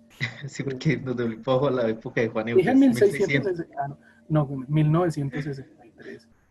Sí tuvimos santas que escribieron como Laura Montoya antes del Concilio Vaticano II, pero muy pocas. Pero ya participación activa de la mujer en el estudio y en todo esto de la palabra de Dios fue a partir del Concilio Vaticano II. Hasta ahí es que la mujer empieza a hacer teología, empieza a escribir libros de teología también, ¿cierto? Que las religiosas empiezan a salir y demás, y bueno, ya tener un apostolado tan activo en colegios y todas estas, es decir, sí trabajan en hospitales y demás, pero de manera tan activa las religiosas y la mujer como tal, después del Concilio Vaticano II, por eso es que el Concilio Vaticano II es tan bonito y tan importante, porque nos da mucha libertad a los laicos y a las mujeres para poder vivir una fe más experiencial de protagonismo, de participación activa. Entonces es a partir del Concilio Vaticano II que se empieza a vivir de manera más plena ello. Sí, o sea, en la época de Juan Eudes, aún las mismas religiosas de Nuestra Señora de la Caridad que él fundó, no podían estar con las personas que ellas trabajaban, que eran las mujeres en estado de prostitución. Y cuando buscaron la aprobación de Roma, pues les tocó decir al padre que fue allá a buscar la aprobación, que ellas tenían una pared que separaban a las religiosas de las mujeres en estado de prostitución, lo cual no era así. Pero pues les tocó decir eso para que pudieran aprobar la comunidad. Y sí era muy difícil. Y lo del Concilio Vaticano II es súper importante, y ahorita Giovanni nos va a decir algo sobre eso. Giovanni nos tiene una invitación de eso, Giovanni nos tiene otra invitación sobre Pablo. Entonces, pero antes de eso, pues no sé si Anita que estaba tan interesada hace 8 días en el tema, quedaron vacíos, fue pertinente. Yo lo que tengo que aportar de pronto es decir que pues realmente lo que yo sentí hoy en lo que explicaba Giovanni es que pues realmente la respuesta del Concilio de Trento fue como lo que se tenía en ese momento pues para responder a algo tan fuerte a ese movimiento tan fuerte que se dio. Yo creo que nadie se esperaba que un sacerdote, pues, con base a todas las cosas que vio en la iglesia y todo esto, pues decretara todas las cosas y se armara una división tan grande que pues es el resultado de que hoy día pues hayan muchas iglesias cristianas, etcétera, pero fue algo yo creo que inesperado y la iglesia pues reaccionó con ese concilio. De pronto pues uno en este momento dirá, no, pero ¿por qué la misa en latín? Pero entonces pues Giovanni nos explicaba, pues fue una forma también de buscar como una unificación, porque o sea, sí, me imagino que cada quien pues tenía sus ritos, sus formas, su esto, entonces, pues el misal romano, el catecismo, todo eso lo que buscaba era una unificación, una unidad que es necesaria porque pues yo por lo menos pues soy catequista y yo considero, por ejemplo, que el compendio que sacó Benedicto pues ha sido también una buena guía para nosotros. Entonces me imagino más en ese tiempo que pues no había tanta comunicación, no había internet, no había... Entonces la gente estaba totalmente alejada de todo el mundo y me imagino que así quisieran, pues era difícil unificar. Entonces, me parece pues, que todo tiene, o sea, cuando uno conoce la historia, pues conoce las razones y entra menos a juzgar, entra más a entender y a la final, pues yo veo que a lo que se está llegando ahorita, de pronto somos privilegiados, una época privilegiada porque pues realmente de pronto ya no hay tanta masa pues de gente que en un momento pues como también Joanny lo explicaba fueron obligados a asimilar una religión. Ahorita pues ya las personas que estamos es porque es más por convicción que de pronto por una obligación. Entonces esta es una época privilegiada que costó la sangre de muchos mártires y de muchas cosas y que costó pasar por todo ese recuento histórico que pues estamos aprendiendo. Sí, así es, como dices Ana, esto ayuda como a tener un poquito de claridad y de comprensión de por qué en tal tiempo se hizo tal cosa, porque a veces nosotros caemos como en la tentación de criticar o de juzgar y de cuestionar desde la postura actual, que son momentos tan diferentes a los que se vieron hace más de 400 y 500 años. Entonces cuando uno mira el porqué de esas cuestiones, uno empieza a aprender por qué la iglesia actuó de tal o de esta o tal manera con respecto a decisiones importantes, y uno ahí ve si están respondiendo a la necesidad de una época que nosotros a veces no podemos obviamente juzgar desde hoy como lo hace mucha gente, que lo juzga desde hoy pero no comprende los contextos y de por qué lo hicieron. Y cuando miramos eso tenemos como una comprensión y uno dice, sí, es verdad, en su momento actuaron de manera sabia. Y algunas decisiones tan sabias pues que duran hasta la actualidad y que son benéficas para nosotros. Yo les envié la película de Martín Lutero y, bueno, el video del Cardenal de Beril. Mi mamá me decía unos aportes en esos días o sea, ella precisamente entendía las actitudes de Martín Lutero y me gustaría que en este caso pudiera darlas a conocer para que Giovanni pudiera aclararle eso. Entonces, para que Giancarlo se encienda el micrófono y pues lo que mi mamá decía que era que Martín Lutero pues actuó de muchas formas pues por la situación que vive. Entonces, Giancarlo. Bueno, sí, pues yo veía que él hacía muchas obras muy buenas, pero a la vez lo que él tenía era mucha soberbia, pero a través de esa soberbia que él tenía era por lo que él veía todo lo que estaban haciendo esas personas con las indulgencias. Desde ahí él se llenó como de ese, diciéndolo así, ese coraje, rabia le daba de ver que estaban manipulando mucho a las personas. Desde ahí le entró con esa, ¿qué? ¿Cómo es que le dicen? Sí, él entró desde ahí con esa ira de ver lo que estaban haciendo, pero en realidad, pues claro está que él cuando entró ahí no era porque él quisiera lo que iba a hacer, ¿no? ser un sacerdote o ser un religioso, no quería hacer eso. Él lo hizo fue porque se sintió mal en el momento que estuvo esa borrasca que estuvo, que él no llevaba qué hacer, pero él dijo que se iba a convertir, que no lo dijo con sinceridad, sino lo dijo era para que lo salvara en ese momento. Pero en realidad, pues yo miraba eso, pero ¿por qué él en ese momento no lo aceptaron lo que él decía? Él decía que a través de la palabra era que él les hablaba mucho a las personas, de lo que hablaba en la palabra. Entonces, los otros, ¿qué pasaban? ¿Por qué no? No lo aceptaban. Es que yo Sí, también es quería que ahí de pronto decir algo y es que de pronto me parece que Martín Lutero en algunas cosas tenía razón, pues por todo lo que ya Giovanni nos explicaba, pero definitivamente también era una persona soberbia, porque él no, basémonos solo en la Biblia, basémonos en tal cosa, mutilemos la Biblia. Entonces en ese sentido, pues me parece que ahí fue donde él la embarró, ya cuando él ya empezó como a determinar qué era bien, qué estaba bien y qué no estaba bien.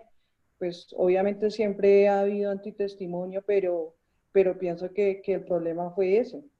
Incluso pues los libros que él quitó de la Biblia fueron libros que tengo entendido yo que, por ejemplo, el libro de sabiduría, porque en el libro de sabiduría tú encuentras que está escondida la Trinidad. El libro de los Macabeos porque habla de la intercesión de los santos. Entonces todo eso que él no, esto no me gusta, entonces eso lo quitaba. Esto no me gusta, esto lo quitaba. Entonces siento que eso es también una enseñanza porque hoy día también, por ejemplo, las personas dicen, pues a mí me gusta el catolicismo, pero esta cosita no me gusta. Entonces, eso no lo acepto. Hay que ser católicos modernos. Hay cosas, hay gente que lo dice y yo pienso que precisamente de ahí es que nace la división y la división no es de Dios. Bueno, sí, yo mira, con respecto a lo que decía, antes de pero que Alejito comiences, está ya. Ah, ok. para que tú nos hables de manera clara. Acá estamos en clase y no es predicación, es formación, entonces éntrenos en crisis si quiere. De eso se trata.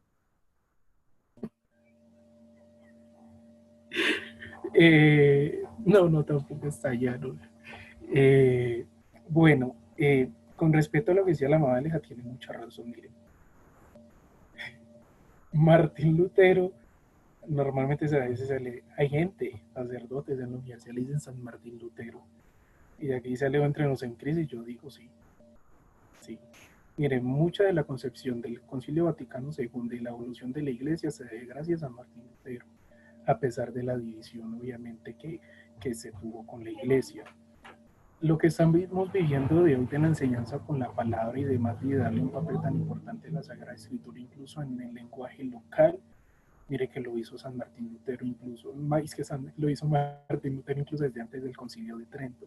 Trento obviamente prohibió por la cuestión obviamente para evitar las falsas interpretaciones, pero yo creo que si hubiesen hecho caso a Martín Lutero en un inicio y de no tener la cuestión de la soberbia, la cosa sería diferente ahora. ¿Por qué? Porque es que la persecución a Martín Lutero, la persecución a Martín Lutero se dio principalmente por una cosa, porque él atacó una manera como se están vendiendo las indulgencias. ¿Y qué es lo que estaba de fondo en la manera de vender las indulgencias? Que solamente se estaban pudiendo supuestamente salvar la familia de los ricos y de los reyes y de los que tenían plata. ¿Por qué? Porque quienes podían comprar las indulgencias por millonadas y por muchísimo oro, los que tenían plata. Los pobres tenían a veces hasta que vender su propia casita que para comprar la indulgencia y salvar al papá y la mamá del pobre que vendió esa casita. Y eso es lo que veía Martín Lutero. No puede ser así, porque es que la salvación no está dada y la salvación no se compra. Y eso es lo que ataca Martín Lutero. ¿Por qué lo empiezan a perseguir ya que Alejito me está diciendo de que hable con libertad? ¿Por qué lo atacan? ¿Cómo él ataca es a los ricos que están comprando las indulgencias y ataca al Papa y a los obispos que las venden a pura conveniencia? ¿Qué pasa? La iglesia se ve amenazada de estar perdiendo platica. Entonces, como esta me está atacando a las indulgencias, tengo que cerrarle la boca. ¿Por qué? Porque si no, los reyes no van a seguir dando plata para la construcción del Vaticano. Y por eso es que se da la no comprensión de Martín Lutero. Más allá de cuestión doctrinal, la cuestión de Martín Lutero se da por la iglesia tener miedo a perder riquezas y no poder construir toda la cuestión del Vaticano. Por eso es que se da la persecución tan fuerte en primer lugar a Martín Lutero. Ahora bien, ya luego cuando él está tan perseguido que no lo comprenden y que se siente hasta acá, ¿qué hace? Busca ayuda en otros reyes. Y por eso es que él, obviamente, para sentirse protegido por los reyes obviamente, como no querían obedecer al Papa, ahí llega la parte que él dice, la autoridad no está en el Papa ni en el magisterio de la Iglesia, solo en la Sagrada Escritura.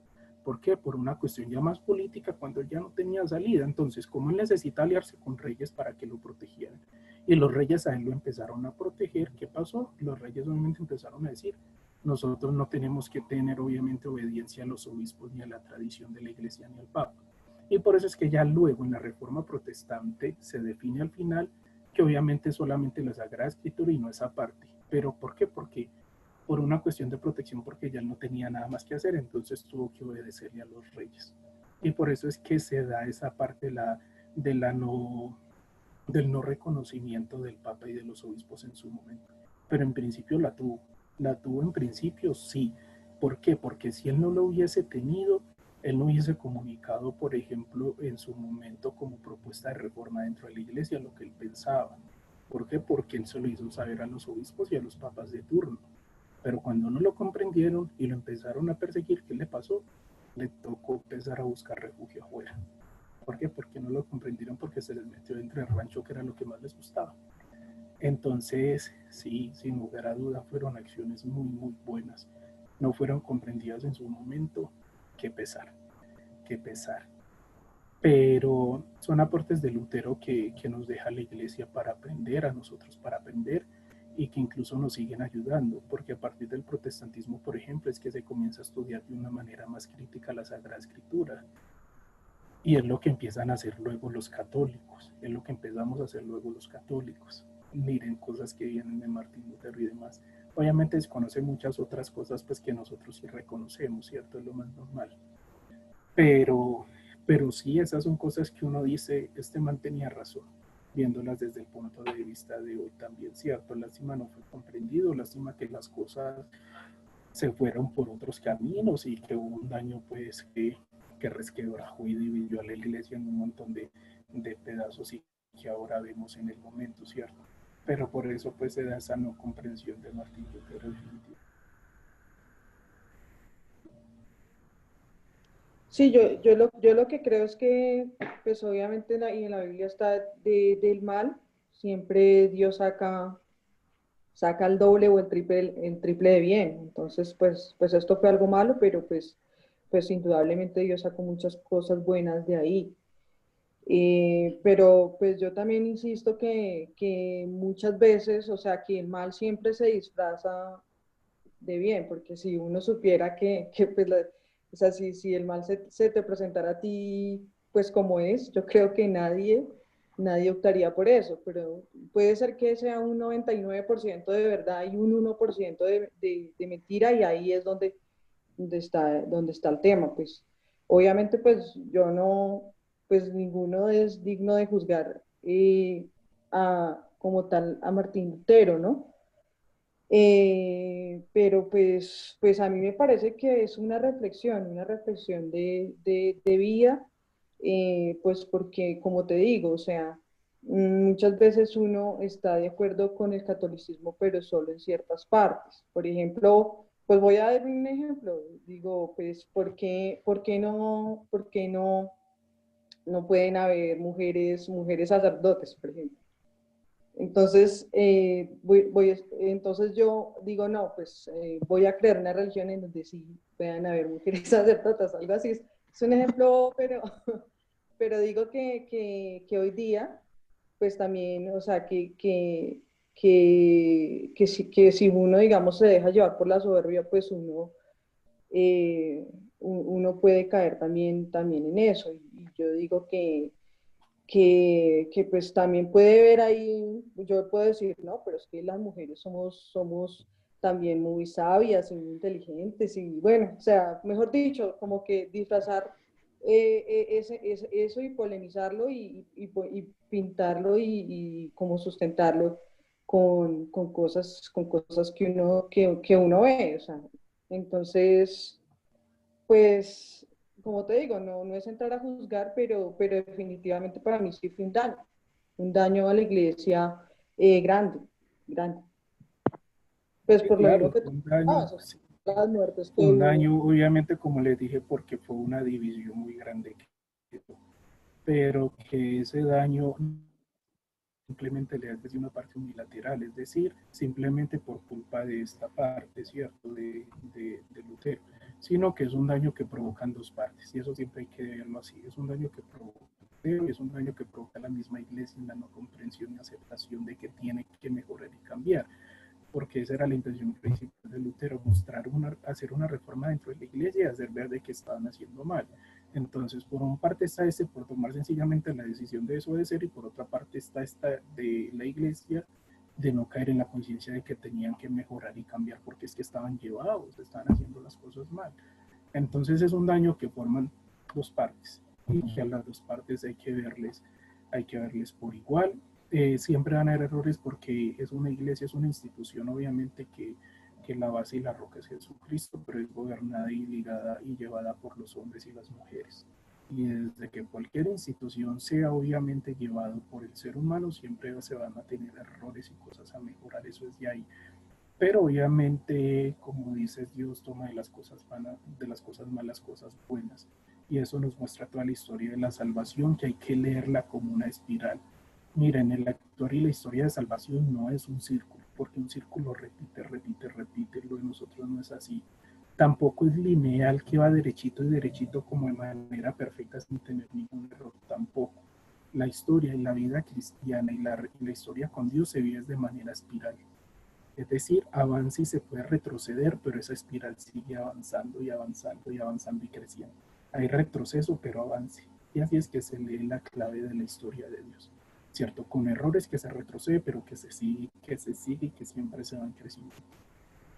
Bueno, me encanta eso, me encanta que polemicen y de verdad que es genial. Eso es una clase y acá no está Giovanni predicando, estás formando y de eso se trata y bien Anita. Y no es tragarse todo entero, sino preguntar y chévere, chévere. Hay que comenzar a quitarnos esa vaina de ser cerrados o fundamentalistas o solamente ver la parte espiritual y caer en un espiritualismo y todo no viene al caso, ¿no? Y creo que eso es una de las únicas comunidades que ha buscado precisamente formar desde esto y es un gran privilegio que tenemos porque muchos laicos, si ustedes ven ahora, buscan esa formarse solamente díganos qué es sanación y qué es liberación. Venga, denos un taller de sanación y no siendo que sea malo, pero es que no podemos seguir en las mismas. Por eso la iglesia todavía estamos en retroceso, porque no queremos salir de esa concha, como diría Juan Eudes, sal de tu concha de todo lo que piensas. Y Juan Eudes se formó en la Sorbona de París, o sea, él no fue cualquiera ahí piojito, por no decir la palabra que siempre digo, piojito por ahí, no, sino fue un santo que se formó y estudió y de verdad que le gracias a Johnny por eso, porque hay que comenzar y esto que está pasando y eso que dio Johnny les va a dar centralidad y les va a dar una apertura al Concilio Vaticano II. Sí, Alejo, es verdad, es muy necesario esto. Eh, yo soy de los que digo, no somos de los laicos que nos tenemos que caer en el sentimentalismo. Que esto se siente muy bonito, que esto se siente muy rico, que el Señor me tocó, que oré, me sentí. Eso es importante porque yo también lo he sentido y mi vocación también nació así y demás. Pero soy de los que digo que no somos de los laicos que nos tenemos que quedar en ese emocionalismo y en los Hay que eventos y madurar. en la oración y demás, sino que hay que madurar la fe y formarnos para poder conocer. Y cuando uno conoce, uno tiene una mejor relación con Jesús porque uno comprende más, uno comprende mucho más. Entonces eso es muy bueno, la verdad, que ustedes se están formando.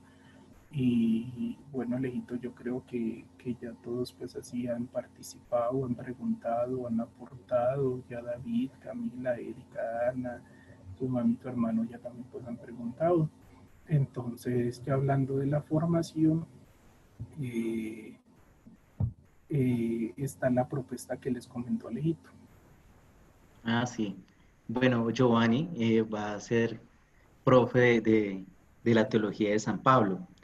entonces va a darle los días viernes de 8:30 ¿a qué? A 10:30 de la mañana, 10 de la mañana. Entonces, frente a eso, pues se nos ha invitado.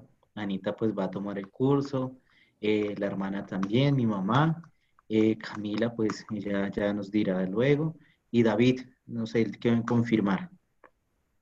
Y ahí está Amparo también. Entonces, Giovanni, pues tú nos dirás cuántos viernes. ¿Este viernes o cuándo comienza? Es que Se está decidiendo al fin si hacer esto de este mucho. Eso. Y pues a ver, Giovanni, ¿cuántos viernes son? Y pues ellos me preguntaban, Ana me estaba preguntando cuántos viernes son y demás, entonces, Yo y David creo, también.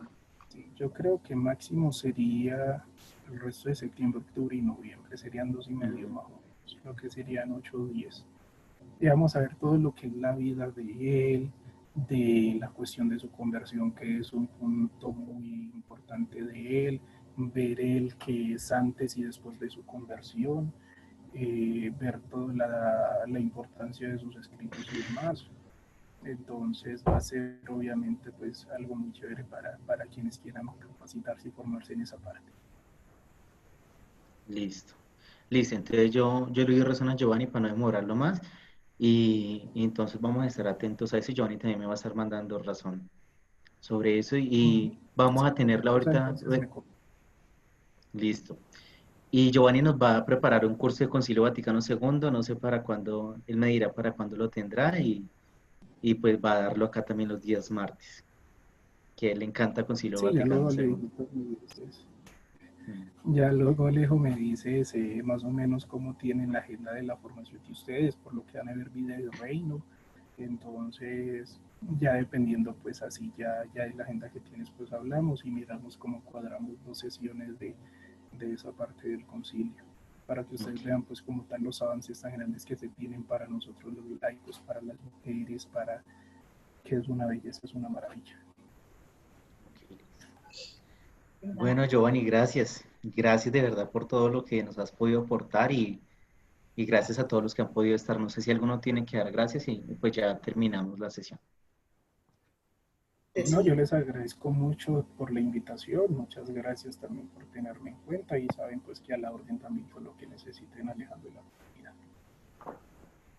Gracias, Giovanni. Dios nos lo bendiga por todo lo que está haciendo por nosotros y lo que nos va a enseñar. No, con muchísimo gusto y a la orden de tal que es un gusto poder acompañarles y brindarles también de lo que Dios va poniendo en los caminos de uno. Yo también le quiero dar muchos agradecimientos, Giovanni, muchos agradecimientos por el tiempo que está dedicándonos, porque me imagino que usted es una persona muy ocupada, pero está sacando el tiempo para nosotros. Dios lo bendiga. No, Meli, con muchísimo gusto, de verdad que lo hago con mucho gusto, eso es algo que Leo también sabe que a mí me gusta. Entonces, sí, obviamente, a pesar pues de todo lo que tenemos, también saco el tiempo para poder estar con ustedes, formarlos y que eso también pues me ayuda a la formación mía. Entonces, es algo pues que uno da, pero también está recibiendo a la vez. Entonces, Claro pues, que sí. muchísimo gusto. Bueno, una feliz noche. Y muchas gracias. Entonces, ay, yo creo que se me...